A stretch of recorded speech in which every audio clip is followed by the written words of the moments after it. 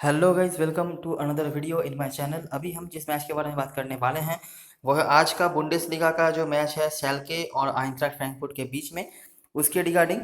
इसके पहले इस मैच की एनालिसिस हम स्टार्ट करें। अगर कल वाले मैच की रिजल्ट हम थोड़ा सा जांच लें तो जैसा मैंने कहा था वैसा ही हुआ।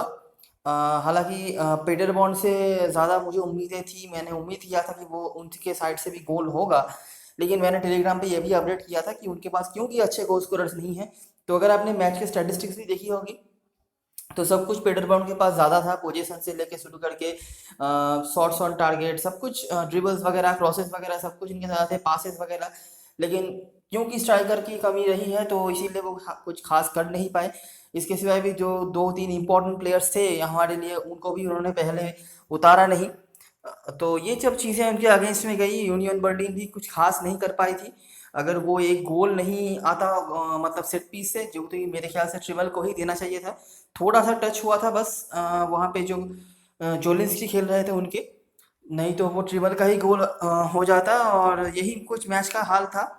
तो आज के मैच की अगर बात करें तो आज के मैच में भी आपको कुछ ऐसा ही चीज़ देखने को मिल सकता है कि इस पर्सपेक्टिव से, मतलब गोल्स की अगर मैं बात करूं तो गोल्स आज के मैच में भी आपको कम होता हुआ दिख सकता है। ठीक है। दोनों टीमों की अगर बात करी जाए तो आइंट्राक्ट फ्रैंकफर्ट के मैचेस हम पहले भी कवर कर चुके हैं। आखिरी मैच हमने जो इनका कवर किया था वो वेडर ब्रेमेन के अगेंस्ट में था। एक काफ़ी अटैकिंग टीम है, लेकिन एक मतलब डिफेंसिव थर्ड में ये काफ़ी कंस्ट्रक्टिव फुटबॉल खेलने की कोशिश करते हैं। अटैकिंग थर्ड में इनका मेन टारगेट होता है लॉन्ग बॉल्स वगैरह, क्रॉसेस वगैरह। ठीक है, विंग का ये बहुत ज़्यादा इस्तेमाल करते हैं। शैल्के की बात करी जाए तो मैं अभी जो सबसे इम्पोर्टेंट जो सेक्शन होगा ना इस वीडियो में, वो होगा शैल्के का मिसिंग न्यूज़।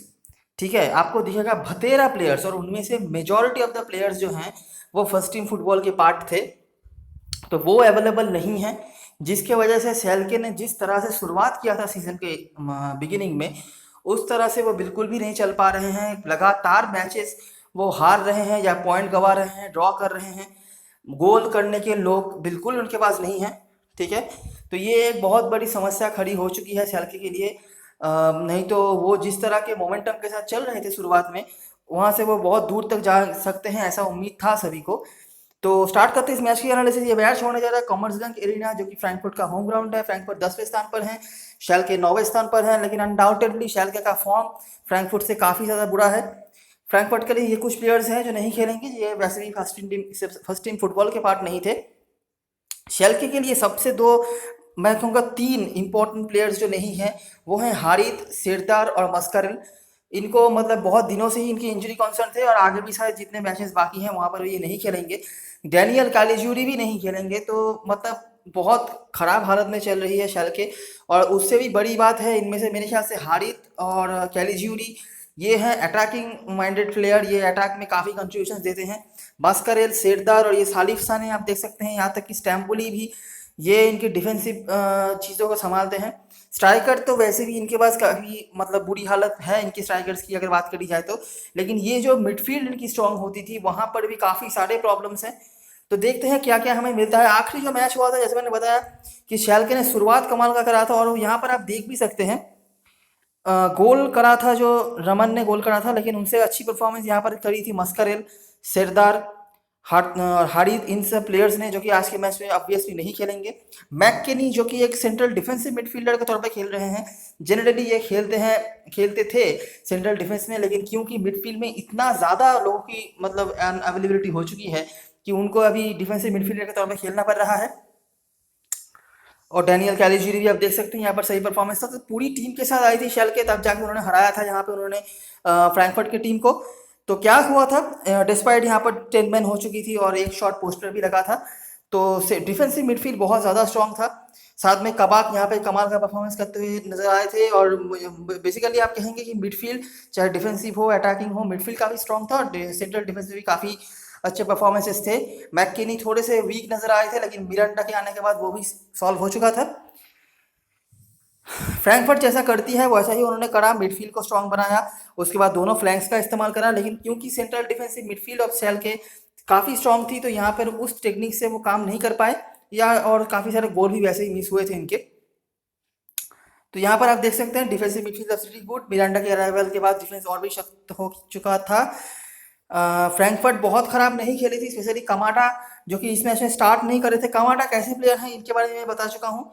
अटैकिंग मिडफील्डर के तौर पे खेलते हैं और बहुत जल्दी बॉक्स पे आ जाते हैं। डायरेक्ट फुटबॉल ये नहीं डायरेक्ट फुटबॉल खेलते हैं, मतलब पासेस वगैरह असिस्ट वगैरह की पोटेंशियल इनके पास नहीं है। ये बहुत जल्दी मिडफील्ड से आपको बॉक्स के आसपास घूमते हुए दिख जाते हैं, तो इसीलिए गोल स्कोरिंग पोटेंशियल इनके पास काफ़ी अच्छी है, या असिस्ट मेकिंग पोटेंशियल आप कुछ भी कह लो। तो फ्रैंकफर्ट ने यहाँ पर काफ़ी सारे सेट पीस हासिल करे थे, जबकि शेल्के के पास कुछ भी नहीं था सेट पीस के नाम पे। यहाँ पर जो इंपॉर्टेंट प्लेयर्स थे आप देख सकते हैं, सेरदार और हारिद ये दोनों अवेलेबल नहीं हैं। इसके सिवाय इंडिका के यहाँ पर सबसे ज़्यादा पासेस थे, और जिब्रिल सॉ जो कि सेंट्रल डिफेंसिव मिडफील्ड में खेलते हैं, इनकी हाईएस्ट पासिंग एक्यूरेसी। कॉस्टिच जो कि हर बार हर मैच में आपको ये काम करते हुए दिखेंगे, क्रॉसेस वगैरह निकालना, सेट पीस से हो या फिर कॉर्नर से हो या फिर खुद विंग प्ले से हो, ये क्रॉसेस हमेशा आपको निकालते हुए दिख जाएंगे। ठीक है। एक और चीज़ जो मैं फ्रैंकफर्ट की तरफ से बताना चाहूँगा, उनके जो डिफेंसिव थर्ड हैं, ठीक है, या डिफेंसिव हाफ है आप कह लीजिए, वहाँ पर ये बहुत सारे पासेस खेलते हैं। चाहे उनके सेंट्रल डिफेंडर्स की आप बात कर लीजिए या फिर डिफेंसिव मिडफील्ड में जो खेलते हैं, इनके पासेस बहुत ज़्यादा होते हैं। यहाँ पर आप एक एग्जाम्पल ऑलरेडी देख चुके हैं। ठीक है, इंडिका जो कि सेंट्रल डिफेंस में खेल रहे थे, 64 पासेस, मतलब ड्रीम 11 की अगर बात करी जाए तो 64 पासेस मतलब लगभग 3-3.5 पॉइंट्स आपको यहाँ पर मिलते हैं। ठीक है, और 89% पासिंग एक्यूरेसी वाले 100 ये भी डिफेंसिव मिडफील्डर ही थे। आखिरी कुछ मैचेस की बात करते हैं। फ्रैंकफर्ट के थर्ड लास्ट मैच में उन्होंने उज़्बेक को हराया था। क्या उनकी स्ट्रेटेजी थी? मिडफील्ड को करो कंट्रोल। ठीक है, ऑफकोर्स उन्होंने उज़्बेक की तरफ से आर्नोल्ड को ब्लॉक कर दिया था, उनके मेन प्लेयर होते हैं। रोडे और कोर्ड ने यहाँ पर मिडफील्ड को कंट्रोल करा था, और उसके बाद कमाटा का यहाँ पर बहुत ही बढ़िया परफॉर्मेंस था। स्ट्राइकर के तौर पर आपको ये दिख रहे होंगे, लेकिन खेल रहे थे अटैकिंग मिडफील्डर के तौर पर। एक गोल सेट पीस से उन्होंने करा। उज़्बेक डिफेंसिवली ठीक ठाक रही थी, लेकिन चलिए 2 गोल यहाँ पर हासिल कर लिए थे, और विंग प्ले जैसा हमेशा होता है ऐसा ही था। डिफेंस में थोड़े बहुत इश्यूज यहाँ पे थे, लेकिन खास कुछ कर नहीं पाई उज़्बेक की टीम, क्योंकि आर्नोल्ड को उन्होंने ब्लॉक कर दिया था। तो यही आपको यहाँ पे दिख जाएगा। 2 साइड में फील्डर्स फिर से अच्छे, कामाडा बहुत इन्वॉल्व रहे थे पूरे मैच में, और गोल भी उन्होंने करा। हिंटरजर के पास टैकल्स, उसके बाद Chandler generally right wing back के तौर पर खेलते हैं, राइट विंगर भी कभी कभार खेलते हैं, लेकिन दोनों विंगर में काफ़ी ज़्यादा डिफरेंस है। फ्रैंकफर्ट के लिए लेफ्ट विंग पे जो कॉस्टिच खेलते हैं, वो लगातार आपको क्रॉसेस वगैरह निकालते हुए दिख जाते हैं। आपने पिछले मैच में भी देखा, यहाँ पर भी आप देख सकते हैं 8 क्रॉसेस उनके नाम। लेकिन राइट साइड में जो भी खेलते हैं, चाहे वो चैंडलर खेलें, तोरे खेलें, डासिल्वा खेलें, जो भी खेलते हैं, वो उतने ज़्यादा अटैकिंग माइंडेड होते नहीं हैं। ठीक है, इनका थोड़ा डिफेंसिव ड्यूटी भी हो जाता है, तो इसीलिए उस साइड से उतना ज़्यादा अटैक आता नहीं है। इस पॉइंट को ध्यान में रखना। कोर की वजह से सबसे ज़्यादा इंटरसेप्शंस। हर्था बर्लिन ने यहाँ पर पूरी तरह से रोन दिया, हर्था बर्लिन को यहाँ पर पूरी तरह से रोन दिया था फ्रैंकफर्ट ने। फिर से वही चीज़, डिफेंसिव मिडफील्ड यहाँ पर काफ़ी अच्छी। तोड़ो यहाँ पर थोड़े से इशू उनके रहे थे, तो इल्सैंकर आए थे डिफेंसिव मिडफील्ड में, उन्होंने यहाँ पर संभाल लिया था। और बाकी जैसा रहता है दोनों विंग्स का काम। ठीक है, और बेंच से आके आंद्रे सिल्वा ने भी यहाँ पर गजब का काम करा था। मेरे ख्याल से एक गोल उन्होंने सेट पीस से करा हुआ है। हर्था बर्लिन की तरफ से जो मेन उनका प्रॉब्लम रहा, वो यहाँ पे उनकी मिडफील्ड में ही रही। मिडफील्ड क्योंकि आइंट्राख्ट फ्रैंकफर्ट का अच्छा काम करा था, तो यहाँ पर खास कुछ उनके लिए करने लायक था नहीं। और उससे भी बड़ी बात, एक रेड कार्ड उनको देखना पड़ा, नहीं तो हर्था बर्लिन ही इस मैच में आगे चल रही थी, आप देख सकते हो। लेकिन एक रेड कार्ड की वजह से सब कुछ उनके लिए जो प्लान वगैरह थे वो खत्म हो गए। तो फ्रैंकफर्ट ने यहाँ पर सेट पीस से गोल करा। सेंट्रल होल्डिंग मिडफील्ड में थोड़े बहुत इश्यूज थे, लेकिन यहाँ पर पूरी तरह से ये अटैकिंग मोड पे ही थे, और अटैकिंग मोड पे ही रहती है। बहुत कम आप फ्रैंकफर्ट के मैचेस देखेंगे जहाँ पर वो क्लीन शीट रख के जीतते हैं। ठीक है, तो ये एक पॉइंट है आपके लिए जब भी आप टीम बना रहे हो। हालांकि आगे जब मैं सेल्के की बात करूंगा तब चीज़ें बदल भी सकती हैं, लेकिन फिलहाल के लिए ये चीज़ ध्यान में रखना कि फ्रैंकफर्ट एक अटैकिंग माइंडेड टीम है, वो बहुत ज़्यादा डिफेंसिव मतलब कैरेक्टरिस्टिक्स के लिए जानी नहीं जाती है। जैसे मैंने बताया, अटैकिंग थर्ड में ये बहुत ज़्यादा क्रॉसेस वगैरह, लॉन्ग बॉल्स वगैरह खेलते हैं। और 1 मैन डाउन हो गए थे, और लॉट्स ऑफ एरर किया था हर्था बर्लिन के प्लेयर ने, इसीलिए उसके बाद खास कोई मौका था नहीं। हर्था बर्लिन ने लेफ्ट साइड से अटैक किया। जैसे मैंने बताया कि राइट साइड थोड़ा डिफेंसिव हो जाती है फ्रैंकफर्ट की तरफ से। कोड फिर से सबसे ज़्यादा टैकल, उसके बाद मूसा सो। हसेबे एक ऐसे प्लेयर रहे हैं हर्था बर्लिन के आइंट्राख्ट फ्रैंकफर्ट के टीम में, जो कम से कम 70 से 80 पासेस तो आपको हर मैच में निकाल ही देते हैं। ठीक है, पिछले मैच में खेले नहीं थे, पता नहीं आज के मैच में खेलेंगे भी या नहीं, लेकिन ये एक इनकी एक कैरेक्टरिस्टिक्स है। सिर्फ हंसे भी नहीं, मैंने जैसे बताया डिफेंसिव जो हाफ है वहाँ पर ये बहुत सारे पासेस खेलते हैं, हसेबे उनमें से ही आते हैं। और आप देख ही सकते हैं जितने भी पासेस आप देखेंगे आइंट्राक्ट फ्रैंकफर्ट की तरफ से, ये उनके डिफेंसिव थर्ड से ही निकलेगा। जैसे कि हसेबे, यहाँ पर एनडी का फिर से 100 फिर से, ठीक है। और कॉस्टिच का एज यूजुअल 12 क्रॉसेस, और डा कॉस्टा जो यहाँ पर खेल रहे थे उनका यहाँ पर 9 क्रॉस। माइंस के अगेंस्ट वो हार गए। अभी हमने 2 मैचेस देखे और समझने की कोशिश करी कि आइंट्राक्ट फ्रैंकफर्ट की स्ट्रेंथ क्या है। अभी हम उनकी वीकनेस भी देख लेते हैं, ठीक है। माइंस की टीम है, आपको पता ही होगा माइंस का मैंने जो मैच कवर करा था ऑक्सबर्ग के अगेंस्ट में, वहां पर मैंने कहा था कि ये बहुत ज़्यादा डिफेंसिव टीम है, डिफेंस ही करना ये पसंद करते हैं। गोल स्कोरर्स बहुत कम है इनके पास, ठीक है। थोड़ा बहुत जो उनके दोनों फुल बैक्स हैं ये इन्वॉल्व रहते हैं अटैक्स वगैरह में। तो ये आप यहाँ पर भी देख सकते हो क्या किया था माइंस ने। दोनों जो डिफेंसिव मिडफील्डर थे इन्होंने गजब का फुटबॉल खेला। इनके अच्छे फुटबॉल खेलने का मतलब क्या है कि ओपोनेंट की जो डिफेंसिव मिडफील्ड है मतलब फ्रैंकफर्ट की, वो उस तरह से इफेक्टिव नहीं हो पाई थी। और सेंट्रल डिफेंस भी यहाँ पर अच्छा ही था। और दोनों जो फुल बैक्स रहे थे इन्होंने भी बहुत मतलब वो ये अलर्ट रह गए। अब इन दोनों के अलर्ट रहने का मतलब क्या है, जो दो विंग प्ले करती है आइंट्राक्ट फ्रैंकफर्ट, वहां पर भी ब्लॉक। उससे भी एक इंपॉर्टेंट चीज अगर आपने नोटिस करी होगी, लेफ्ट बैक जो है ब्रोजिंस्की, इन्होंने डिफेंसिवली अच्छा काम तो करा ही था, साथ में एक असिस्ट भी निकाला, ठीक है। तो माइंस जो कि ओपोनेंट रही है आइंट्राक्ट फ्रैंकफर्ट की इस मैच में, उन्होंने भी लेफ्ट साइड का ही ज़्यादा इस्तेमाल करा, ठीक है। असिस्ट पोटेंशियल यहाँ से ही आए। हालांकि गोल्स सेट पीस से भी आए थे, लेकिन यहाँ पर ज़्यादा काम हुआ और यही मैन ऑफ द मैच बने। मतलब ये मैच में काफ़ी ज़्यादा इन्वॉल्व थे। फ्रैंकफर्ट की तरफ से फिर से आपको वही चीज़ दिखेगी जैसे मैंने बताया कि डिफेंसिव मिडफील्ड में रोडे के थोड़े इश्यूज चल रहे हैं फॉर्म के। जिस दिन अच्छा कर रही है टीम, एज ए टीम अच्छा कर रही है, उस दिन रोडे अच्छा कर रहे हैं, लेकिन रोडे थोड़ा बहुत इनकॉन्सिस्टेंसी इनका मुझे दिख रहा है और ये एक लूप होल सा हो सकता है आज के मैच में। बाकी कॉर बहुत सही फॉर्म पर हैं, ठीक है, एकदम वन मैन आर्मी की तरह। बाकी अगर जिब्रिल 100 खेलते हैं तो आप और ज़्यादा मतलब स्ट्रेंथ एक्सपेक्ट कर सकते हो मिडफील्ड में, लेकिन रोडे के थोड़े इश्यूज चल रहे हैं फॉर्म के, ठीक है। और क्योंकि ओपोनेंट ने सेंट्रल डिफेंसिव मिडफील्ड में रोक दिया था तो दाइशी कमाडा किसी काम पे नहीं आए। दोनों विंग्स है यहाँ पर भी इस्तेमाल हुआ था, लेकिन उतना ज़्यादा फायदा हुआ नहीं क्योंकि एकदम रॉक स्ट्रॉन्ग डिफेंस के साथ आई थी माइंस की टीम। तो यहाँ पर आप वही देख सकते हैं जैसे मैंने लिखा है, wing play was still active. ये हिंटरेजर होगा, हिंटरेजर का सबसे ज़्यादा फाउल, रोडे ने सबसे ज़्यादा फाउल ड्रॉ करे। इल्सैंकर के इंटरसेप्शन। पासेस की बात करेंगे आप फिर से देखिए 72 पासेस हासे हुए। गोलकीपर ट्राप उनके भी 67 पासेस। रोडे जो सेंट्रल डिफेंसिव मिडफील्ड में खेल रहे थे उनके भी 95 पासेस एक्यूरेसी, 95% पासिंग एक्यूरेसी। तो ये चीज़ आप एकदम कंफर्म हो गए ना कि डिफेंसिव थर्ड या डिफेंसिव हाफ आप जो भी कह लो वहां से आपके पासेस के पॉइंट्स तो मिलेंगे, ठीक है। बाकी अगर कोई कार्ड वगैरह देखते हैं या फिर गोल ज्यादा कंसीड कर लेते हैं तो उनके नेगेटिव्स अलग से होंगे, वो अलग बात है। लेकिन ये एक चीज आपको कंसिस्टेंटली देखने को मिलेगा फ्रैंकफर्ट की तरफ से। कॉस्टिच फिर से 16 क्रॉसेस निकालने में सक्षम रहे।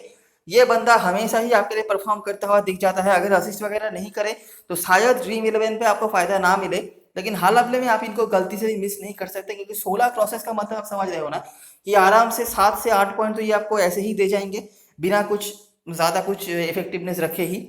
तो ये है आपके लिए आइंट्राक्ट फ्रैंकफर्ट, ठीक है। मेन अटैक उनका विंग प्ले से ही होता है। डिफेंसिव मिडफील्ड इनकी काफ़ी सही है, लेकिन रोडी के थोड़े से मुझे लगता है प्रॉब्लम हो रही है फॉर्म को लेकर।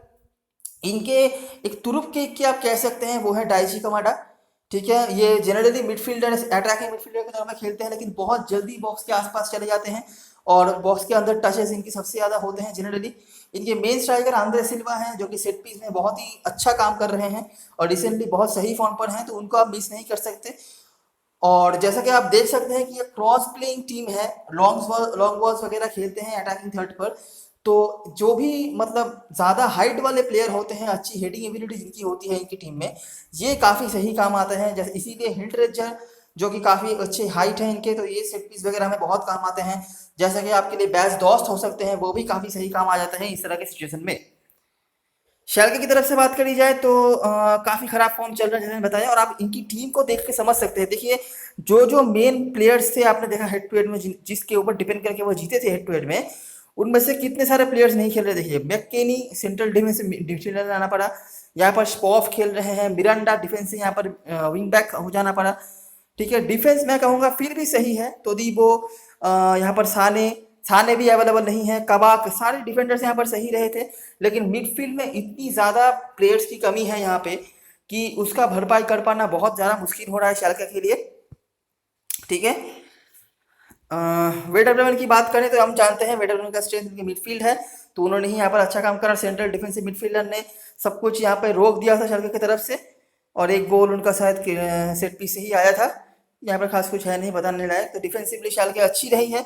आप देख सकते हैं शाल्के, मैं आगे भी कुछ मैचेस दिखाऊंगा, चाहे वो हारे या चाहे जीते, लेकिन गोल वो ज़्यादा कंसीड नहीं कर रहे हैं।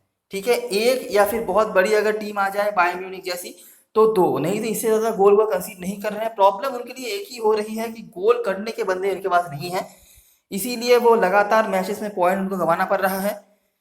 इंपॉर्टेंट प्लेयर्स की बात करेंगे तो मिरांडा ने फाउल ड्रॉ करे, उसके बाद साने की इंटरसेप्शन, साने के पासेस भी इनके, मतलब शाल्के की टीम उतनी ज़्यादा, इनकी पासिंग एबिलिटी उतनी ज़्यादा नहीं है। मतलब फ्रैंकफर्ट की तरफ से अपने आराम से 60 के ऊपर पासेस देखे हैं, यहाँ पर हार्डली ही 50 पास किसी को आपका दिख जाएगा। और कैलिज्यूरी के सबसे ज़्यादा क्रॉसेस, इनका हर मैच में ही क्रॉसेस वगैरह रहता है, और जैसे मैंने बताया अटैकिंग थर्ड के बहुत इंपॉर्टेंट प्लेयर हैं, लेकिन आज के मैच में ये भी अवेलेबल नहीं है, तो चांसेस और भी ज़्यादा कम होते जा रहे हैं शाल्के के लिए। यूनियन बर्लिन की तरफ से वही सेम चीज़ यूनियन बर्लिन नहीं करा, मिडफील्ड को कर दिया ब्लॉक, तीनों मिडफील्डर ने अच्छा काम करा, उसके बाद विंग प्ले करा। ठीक है, हालांकि विंग से तो गोल नहीं आए थे, गोल मिडफील्ड से ही आए थे। शाल्के यहाँ पे जीत भी सकती थी, डिफेंसिवली एक एरर की वजह से उनको यहाँ पे गोल कंसीड करना पड़ा था, नहीं तो डिफेंसिव फुटबॉल काफ़ी सही था। आप देख सकते हैं साने और कैलिज्यूरी, अटैकिंग थर्ड की बात जितनी कम करें उतनी बेहतर। ठीक है, सेट पीस से यहाँ पर गोल हुआ था, और यहाँ पर खास कुछ है नहीं। राइट साइड से ज़्यादा इफेक्टिव थे जॉन जो केनी, जो खेल रहे थे फुल बैक के तौर पर। फुल बैक को यहाँ पे इन्वॉल्व रहना पड़ता है विंग प्ले में, क्योंकि उनके पास पॉजिटिव जो विंगर्स है वो तो अभी अवेलेबल है नहीं इंजुरी की वजह से। मिरांडा और साने फिर से सबसे ज़्यादा इंटरसेप्शंस, ऑक्जिपका के सबसे ज़्यादा पासेस थे 49 सिर्फ, और हाईएस्ट पासिंग एक्यूरेसी भी। कैलिज्यूरी फिर से सबसे ज़्यादा क्रॉसेस। तो कुछ इंपॉर्टेंट प्लेयर्स यहाँ से आपको बार बार दिख रहे होंगे।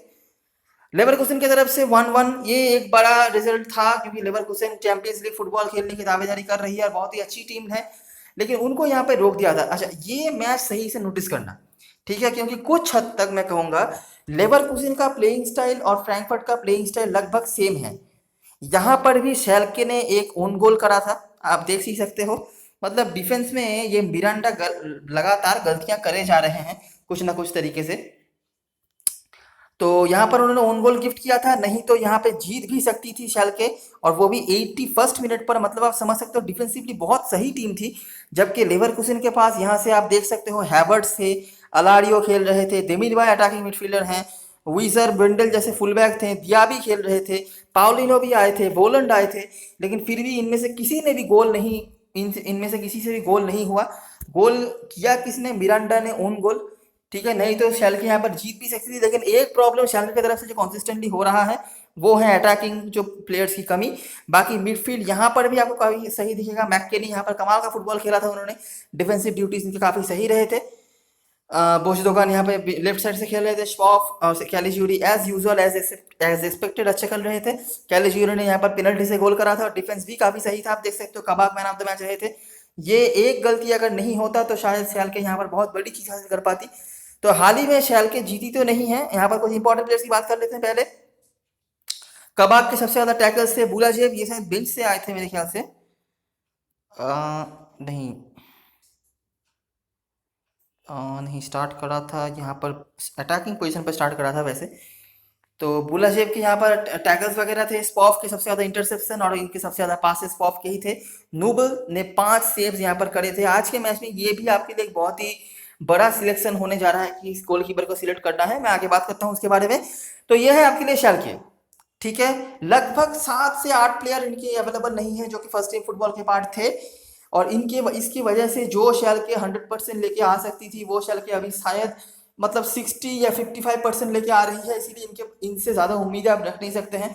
उससे भी बड़ी बात स्ट्राइकर्स की प्रॉब्लम या अटैकिंग फायर पावर की प्रॉब्लम तो उनके पास मतलब पहले से ही थी, लेकिन अभी जो बची हुई है इनके पास वो है अच्छा डिफेंस। ठीक है, सेंट्रल डिफेंस बहुत ही अच्छी है, सेंट्रल डिफेंसिव मिडफील्ड भी काफ़ी सही है, लेकिन यहाँ पर भी 2 प्लेयर्स नहीं खेल रहे हैं, कलिज्यूरी और सलीफ साने। तो प्रॉब्लम यहाँ पर भी है, लेकिन मुझे अभी भी उम्मीद है कि शाल्के का डिफेंस उतना खराब नहीं है अभी भी। उनके जो गोलकीपर है नुबल, ये बहुत ही सही गोलकीपर हैं। ठीक है, मतलब इसीलिए मैं कह रहा था ट्राप आज के मैच में खेलेंगे, केविन ट्राप जो कि आइंट्राख्ट फ्रैंकफर्ट के गोलकीपर हैं। और नोबल, दोनों ही काफ़ी अच्छे गोलकीपर हैं। ट्राप का तो नाम आपने सुना ही होगा, अच्छा परफॉर्म कर ही रहे हैं, लेकिन नोबल भी काफ़ी अच्छे फॉर्म पर हैं। हर मैच में ही वो अच्छा परफॉर्मेंस कर रहे हैं। वो अलग बात है कि उनकी टीम खास कुछ नहीं कर पा रही है, ठीक है। तो यही है, तो अगर आप चाहो तो नोबल को भी ले सकते हो, लेकिन अगर मतलब क्योंकि शेल्के के पास ज़्यादा गोल स्कोरर्स वगैरह नहीं है, तो यहाँ पर एक उनको दिक्कत हो सकती है। हो सकता है कि ट्राप क्लीन शीट के पॉइंट लेके चले जाए। तो इससे पहले कि आगे कुछ बातें मैं बोलूँ, मेरा इस मैच से क्या एक्सपेक्टेशन है, अनडाउटेडली आइंट्राख्ट फ्रैंकफर्ट फेवरेट है। अगर आप स्मॉल लीग खेल रहे हो तो आइंट्राख्ट फ्रैंकफर्ट की तरफ से ही टीम बनाना। मैं जब यहाँ पे टीम दिखाऊंगा आपको, आप उसको भी गाइड करके देख सकते हो। शेल्के की तरफ से स्ट्रेंथ उनकी डिफेंस में है, डिफेंसिव मिडफील्ड में है आप कह लो। मतलब पासेस उनके बहुत ज़्यादा ये नहीं खेलते हैं, तो हो सकता है कि टैकल्स वगैरह के आपको पॉइंट्स मिल जाए, या कुछ हद तक डिफेंसिव मिडफील्ड से पासेस वगैरह के। बाकी ज़्यादा एक्सपेक्टेशन मुझे नहीं है। मुझे तो लगता है कि फ्रैंकफर्ट को इस मैच में जीतना चाहिए, लेकिन हाँ, जैसे मैंने बताया, डिफेंस इनकी स्ट्रेंथ है। और एक आध गलतियां जो हर मैच में ये कर रहे हैं, अगर ये वो नहीं करते हैं, तो क्या पता वो आज के मैच में फ्रैंकफर्ट के अटैक को रोक भी दे। और फ्रैंकफर्ट क्योंकि डिफेंसिवली उतनी ज़्यादा अलर्ट रहती नहीं है, और उतना ज़्यादा वो क्लीन शीट की तरफ जाते नहीं हैं, तो क्या पता एक आध गोल अगर शैल के सेट पीस से कर दे, तो उनके लिए काम बन सकता है। याद रखना, लेवरकुसेन को उन्होंने लगभग हरा दिया था। लेवरकुसेन लगभग सेम स्टाइल की फुटबॉल खेलती है जैसा कि फ्रैंकफर्ट खेलती है, विंग प्ले वगैरह और मिडफील्ड में कंट्रोल वगैरह ये सब, और उनको लगभग हरा दिया था। लेवरकुसेन ने बहुत सारे अटैकिंग ऑप्शंस को इंक्लूड भी करा था, लेकिन फिर भी वो उनमें से कोई भी प्लेयर गोल नहीं कर पाया था। ये चीज़ को ध्यान में रखना, ठीक है। सेट पीस टेकर्स की बात करें, फ्रैंकफर्ट के होकर कोस्टिच, रॉडे और हिंटरेजर के फ्री किक लेते हैं। आंद्रे सिल्वा, हिंटरेजर पेनल्टी में। ऑक्शिप का ये एक बहुत इंपॉर्टेंट प्लेयर है, अटैकिंग वाइज भी आपके लिए काफी कंट्रीब्यूशन करते हुए नजर आएंगे। फ्री किक लेते हैं ये। कालीशिवरी, हारी दोनों ही अवेलेबल नहीं है पेनल्टी लेने के लिए, तो अभी देखना होगा कौन इनके पेनल्टी लेते हैं। हाईएस्ट गोल स्कोरर्स की बात करें, आंद्रे सिल्वा और हिंटरेजर, उसके बाद सेरदार और हारिद का नाम आपको दिख जाएगा, दोनों ही अवेलेबल नहीं है। असिस्ट के मामले में कॉस्टिच और उसके बाद ऑक्शिप का। अब यहाँ पर कुछ इंपॉर्टेंट पॉइंट्स हैं जिनको आप ज़रूर नज़र में रखना, क्योंकि आज के मैच में गोल्स कम भी हो सकते हैं। मतलब ये चांसेस कम है कि कम गोल हो, मत ज़्यादा है कम गोल हो, भले ही यहाँ से फ्रैंकफर्ट जीते या हारे। क्योंकि हमने देखा है कि शैल के पिछले कुछ मैचों में भले ही वो जीत नहीं पाए हों, लेकिन गोल उन्होंने ज़्यादा कंसीड नहीं करे हैं। तो ये कुछ पॉइंट्स हैं, इन पर नज़र ज़रूर रखना, ठीक है। टैकल्स वगैरह, फाउल्स वगैरह ये सब देख लेना। और ये कुछ टैकल्स विनिंग और पासेस का पॉइंट आपके ड्रीम 11 में सिर्फ मिलेगा। तो अगर आप सिर्फ ड्रीम 11 में खेलते हो तो पासेस और टैकल्स इनको ही देखना, और अगर आप हालात में खेलते हो तो ये सारे ही आपके काम पे आ जाएंगे। पासिंग के मामले में आप देख सकते हो, हाइंट्राख्ट फ्रैंकफर्ट के जो मैंने बताया डिफेंसिव हाफ से इल्सैंकर, हासेबे 87% पासिंग एक्यूरेसी, और भी बहुत सारे नाम हैं, मैं यहाँ पर लिख सकता था, लेकिन ये हाईएस्ट हैं। जबकि नेस्टासिच ये भी नहीं खेल रहे हैं, मतलब बहुत ज़्यादा गलतियाँ, प्रॉब्लम्स हैं इनकी टीम में, और 87% पासिंग एक्यूरेसी इनके पास भी है। कॉस्टिच 11.8 क्रॉसेस पर मैच, चाहे उनकी खराब मैच जाए अच्छी मैच जाए, तो वो ऐसे ही खेलते हैं। और कैलिज्यूरी इनके हाईएस्ट क्रॉसेस यहाँ पर 4.8, तो कैसा डिफरेंस है आप समझ सकते हो, ठीक है। तो इसीलिए इसी से आप थोड़ा बहुत आइडिया लगा सकते हो दोनों टीम की प्लेइंग स्टाइल कैसी है। अभी एक बार देख लेते हैं दोनों टीम की पॉसिबल लाइनअप्स, फॉर्मेशंस। तो इसी लाइनअप के साथ दोनों टीमें उतर सकती है आज के मैच में। जॉन जो खेली राइट बैक में, लेफ्ट बैक में बहुत सारा, नहीं ये माफ करना, ये मेरा राइट और लेफ्ट बार बार गलत हो जाता है। ये राइट साइड से आज बहुत ज़्यादा रिस्पॉन्सिबिलिटीज लेनी पड़ेगी केनी को। यहाँ से केनी और यहाँ से कोस्टिच, ये फाइट आज आपको अच्छा देखने को मिलेगा, ठीक है। लेफ्ट साइड में थोड़े बहुत इश्यूज हैं, मतलब क्रिएटिंग चांसेस क्रिएट वगैरह कर सकते हैं शाल्के की टीम। तो यहाँ से मिरांडा और यहाँ से बुलाजेव, इन दोनों पर नजर रखना। स्मॉल लीग में नहीं कह रहा हूँ, बड़ी लीग में ट्राई कर सकते हो, क्योंकि फ्रैंकफर्ट ने पास्ट में भी यहाँ से काफ़ी गोल कंसीड करे हुए हैं। कमाडा, इनके ऊपर भी रिस्पॉन्सिबिलिटीज रहेगी। मतलब अगर मिडफील्ड में कोई इशू हुआ, लेकिन मुझे ज़्यादा मिडफील्ड में स्लॉपीनेस की उम्मीद नहीं है। सेल्के से स्पॉफ, मैकेनी दोनों ही काफ़ी एबल प्लेयर हैं, लेकिन प्रॉब्लम सेल्के के लिए जो है वो है इनके स्ट्राइकर्स कुतुचू और ग्रेगोरिस। कुतुचू फिर भी मैं कह सकता हूँ कि अंडर 19 प्लेयर हैं, यंग प्लेयर हैं, इनसे आप मतलब ग्रोथ की उम्मीद कर सकते हो आने वाले दिनों में। लेकिन ग्रेगोरिस बहुत ही ज़्यादा खराब फॉर्म पे चल रहे हैं, तो यहाँ पे कुछ मतलब स्ट्रेंथ वगैरह लानी होगी, कुछ चेंजेस वगैरह करने होंगे शाल्के को। कुछ चेंजेस यहाँ से हो सकते हैं, ये प्रेडिक्टेड लाइनअप है, ये शायद फाइनल नहीं हो। तो लाइनअप के बाद आपके लिए कुछ अनएक्सपेक्टेड चेंजेस अगर हों, तो उसके बारे में टेलीग्राम पे अपडेट की जाएगी। उसका लिंक होगा डिस्क्रिप्शन बॉक्स में, आप वहाँ से ज्वाइन कर सकते हो। अभी एक बार देख लेते हैं ड्रीम 11 की टीम। ये स्मॉल लीग का कॉम्बिनेशन है, रिस्की है लेकिन काफ़ी लॉजिकल है। स्मॉल लीग है इसीलिए मैंने 4 ऐसे प्लेयर्स को लिए हैं जिनको पॉसिबली आज के मैच में क्लीन शीट के पॉइंट्स मिल सकते हैं फ्रैंकफर्ट के लिए। इसलिए नहीं कि फ्रैंकफर्ट की डिफेंस काफ़ी अच्छी है, बल्कि इसलिए कि शाल्के का अटैक काफ़ी ख़राब है। और क्योंकि मेरे को मेन अटैकर्स भी लेने हैं तो मैंने कॉस्टिच को लिया है, कमाडा को लिया है और आंद्रे सिल्वा को लिया है। कमाडा का चांस मुझे आज थोड़ा सा कम होता हुआ दिख रहा है, क्योंकि ये जिस टाइप के फुटबॉलर हैं, जिस तरह से बॉक्स के अंदर आते हैं, वहां से इनको प्रॉब्लम में डाल सकते हैं मैककेनी और स्पॉफ। तो अगर आज कमाडा के जगह पर आज मतलब दोस्त भी खेलते हैं तो आप दोस्त को ले लेना कमाडा के ऊपर, अगर आप थोड़ा बहुत रिस्क लेना चाहते हो। कमाडा का सिलेक्शन परसेंटेज भी हाई है यहाँ पे। और यहाँ पर मैंने 4 प्लेयर्स को लिए हैं सैल्के की तरफ से। ऑक्सिप का, जो कि मेरे लिए सेट पीस वगैरह में भी काम आ जाएंगे और एसिस्ट पोटेंशियल इनकी अच्छी है। जॉन जो किनी, इनके ऊपर बहुत ज़्यादा रिस्पॉन्सिबिलिटी होगा। आज के मैच में आप ये लिख के ले सकते हो, जॉन जो किनी वर्सेस कॉस्टिच, ये एक डुएल होता रहेगा। ठीक है, कोई किसी को छोड़ेगा नहीं, ये मतलब एक्सपेक्टेशन है। मैककेनी इनकी डिफेंसिव एबिलिटी के लिए आप चाहो तो यहाँ पर स्पॉफ को ले सकते हो। एक रिस्क मैंने लिया है बुजेलाप को लेकर, क्योंकि ये खेलेंगे राइट विंग पर और हम देख पा रहे हैं कि लेफ्ट, माफ करना, ये खेलेंगे लेफ्ट विंग पर और राइट साइड में फ्रैंकफर्ट की तरफ से इश्यूज है।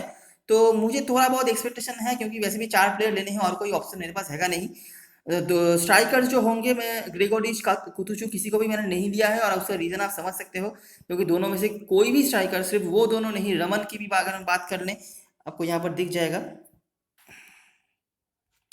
ये आप देख सकते हो, ग्रेगोरिश, रमन, कोई भी सही फॉर्म पर नहीं है। तो इसीलिए मैं किसी को भी प्रायोरिटी नहीं दे रहा हूँ और मैं मिडफील्डर्स को ही ज़्यादा प्रायोरिटी दे रहा हूँ, जो कि मेरे ख्याल से कम पासिंग के पॉइंट्स तो दे ही देंगे। तो ये रही मेरी सारी एनालिसिस और ऑब्जर्वेशन। अगर आपको अच्छा लगा हो तो एक लाइक कर देना, सब्सक्राइब करना, चैनल को शेयर करना दोस्तों के साथ, और डिस्क्रिप्शन बॉक्स में टेलीग्राम चैनल का लिंक होगा, वहाँ पर ज़रूर ज्वाइन हो जाना। लास्ट मोमेंट पे बहुत सारी अपडेट्स, टिप्स वगैरह वहाँ पर शेयर होती रहती हैं। तब तक के लिए best of luck for this match and good bye for now.